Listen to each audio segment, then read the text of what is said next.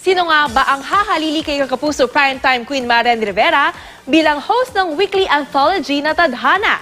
Alamin yan sa Starbites.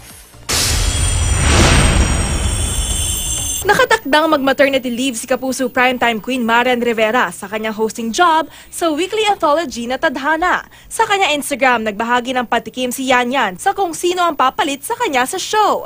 At sa YouTube channel na The Dante Squad, The Secret is Out. Mismong si Marian ang nag-surprise sa magiging host ng show. Walang iba kundi ang kanyang mister na si Kapuso Primetime King, Dingdong Dantes. Ibinahagi naman ni Reyna Hispano-Americana 2017 Teresita Sen Marquez ang kanyang susunod na plans. Matatandaan naging interesado si Winwin na sumali sa Binibining Pilipinas ngayong taon. Pero sa latest Instagram post ni Winwin, sinabi niyang isinantabi niya muna ang kanyang plano na sumali sa Binibining Pilipinas. May prior commitments daw kasi siya ang kailangan tapusin. Gayunman, humingi ng pangunawa si Winwin sa kanyang fans. Pero gusto raw niya na ma-improve ang kanyang craft. Tuloy naman daw ang pagbuo ng community programs para sa mga bata.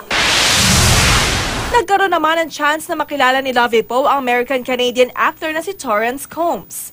Bash and bashful ang caption ni Lovie sa ka-Instagram photo nila ni Torrance. Si Torrance ang gumaganap na Sebastian Bash de Poitier sa US TV series na Rain.